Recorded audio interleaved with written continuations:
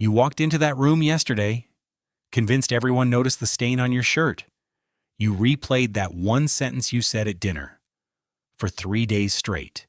You skipped the gym because you were sure people would stare. Here's the uncomfortable truth. Nobody was looking, not because you're forgettable, but because of something wired into the human brain that scientists didn't even name until the year 2000. It's called the spotlight effect. And once you understand it, you'll never see a room full of people the same way again. Stick around, because by the end of this video, you'll know exactly how to turn this off. In the late 1990s, a psychologist named Thomas Gilovich ran a strange experiment at Cornell University.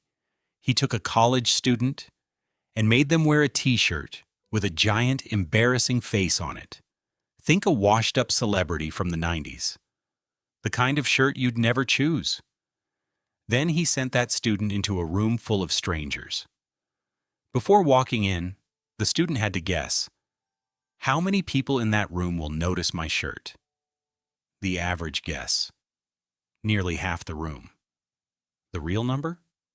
Less than 20%. Not close, not even in the same universe. And here's the part that should stop you cold. This wasn't a one-time fluke. Gilovich ran the experiment again and again. Different shirts, different rooms, same result every single time.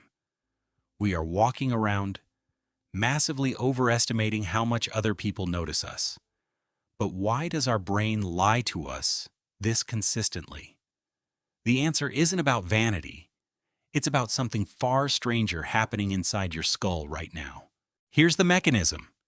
You experience life from exactly one point of view, your own. Every mistake you make, every awkward pause, every bad hair day, you experience it in high definition, front row seat, zero skips. So your brain makes a quiet, dangerous assumption. If this is this vivid to me, it must be just as vivid to everyone else. Psychologists call this anchoring and adjustment. Your own experience becomes the anchor, and you never adjust far enough away from it. But here's what your brain conveniently forgets to tell you. Everyone else is having the exact same malfunction, right now, about themselves. That coworker you think is judging your presentation? She's replaying her own mistake from Tuesday. That stranger at the coffee shop? He's worried about the thing he said to his boss this morning. You're not the main character in their movie. You're barely an extra. Which sounds freeing. Until you realize this illusion has been running your life in ways far more expensive than an embarrassing t-shirt. This isn't just about social awkwardness.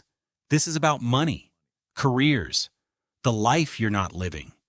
Think about the business idea you never pitched because you imagined the room laughing, the salary negotiation you backed down from, because you pictured your boss silently judging you as greedy, the video you're not posting, the product you're not launching, the price you're not raising, because somewhere in your head, there's an audience, and you're convinced they're watching your every move, waiting for you to fail. Here's the part almost nobody tells you. Wealthy, successful people are not less self-conscious than you. They just made a decision, at some point, to act despite the spotlight. Because they figured out the spotlight was never real to begin with. Every founder who launched an embarrassing first product, every investor who asked a stupid question in the room, they paid the same imaginary tax you're paying right now. They just refused to let it stop the transaction. So if the spotlight isn't real, how do you actually convince your brain of that? Because knowing the theory and feeling it are two very different things. This next part is where it gets practical. Next time you feel that hot, prickly sensation, the spotlight turning on, do this. Ask yourself 2 questions. Question 1, what was I doing 5 minutes before this happened? You probably don't remember, because your own brain doesn't archive most of what you do. Neither does anyone else's. Question 2, Can I name 3 specific mistakes a stranger made in front of me this week? Most people freeze here. You can't. Because you weren't watching them? You were too busy watching yourself? That's the whole trick. The spotlight only has one operator, and it's you. There's one more layer to this, though. Something that separates people who understand the spotlight effect from people who actually use it to their advantage. Here's the shift. The moment you stop asking, "What will they think of me?" you gain access to a version of yourself that was always available. The one who sends the email, raises the price, posts the video, says the hard thing in the meeting. Not because you stopped caring what people think, because you finally understood. They were never watching in the first place. The spotlight was never on you. It was never even turned on. If this changed how you're going to walk into your next meeting, hit subscribe. Because in a few days, we're breaking down the psychology of overthinking.